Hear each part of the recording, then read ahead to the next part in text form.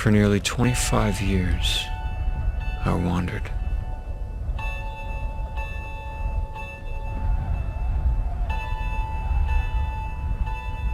I was born in 1968 to a good family, though we didn't believe in God.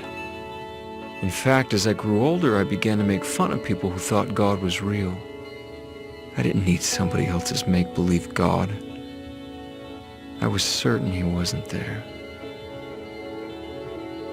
From age 14 to 22, I lived entirely for myself. I was popular in high school, and I partied hard. I even won 2 state basketball championships. By age 18, I had a full-ride scholarship to play college basketball. I felt like I was on my way. But 4 years later, it all came crashing down. I'd made some bad choices, and gradually I lost everything I had earned. I'll never forget the day, at age 22, on a Thursday, that I decided to end my life. I sat in the school cafeteria that day, thinking about how I was going to do it, how I would spend my last weekend on Earth, when I overheard 2 girls at a nearby table talking about fasting and prayer. I interrupted, asking them what fasting was. One of them told me it was something they did when they wanted help from God. It seemed so silly, but I listened, intrigued.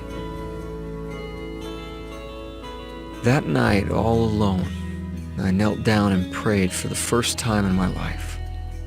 I told God that I was going to fast, that I'd go without food and water for 24 hours, but that I wanted him to show himself to me. So I fasted. And for the first time in 8 years, I went without drugs and alcohol. But by the next day, nothing had happened. I didn't want to end my life anymore, but God never spoke to me. So I forgot about the whole thing. I knew he didn't exist. I went on with my life. And then oddly, a month later, an old friend called inviting me over. A friend I hadn't seen in 5 years. So we hung out one day, catching up on old times.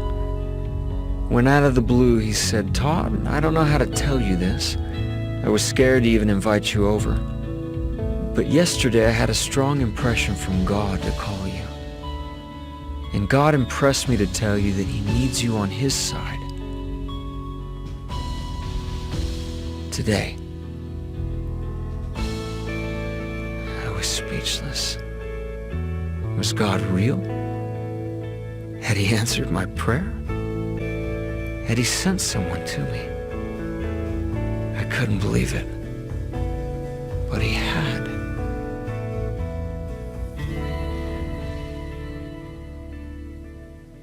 With my friend's help, for the next year and a half, I fought like a lion to overcome all my problems.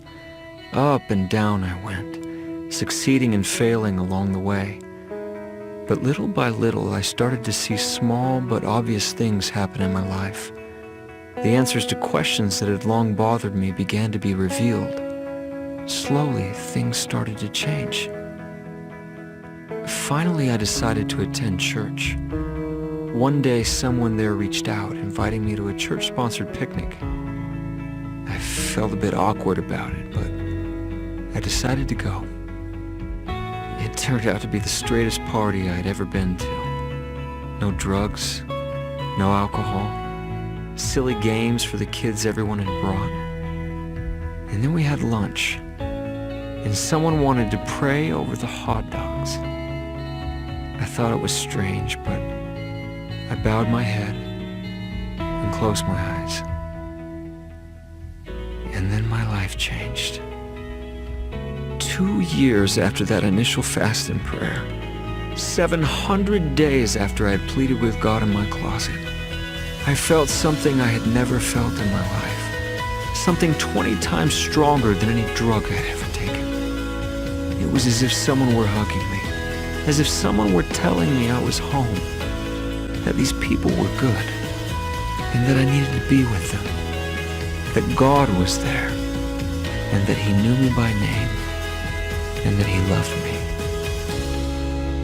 I had always thought that if God were to manifest Himself to me, that He would come down in a lightning bolt, or in a great clash of fire.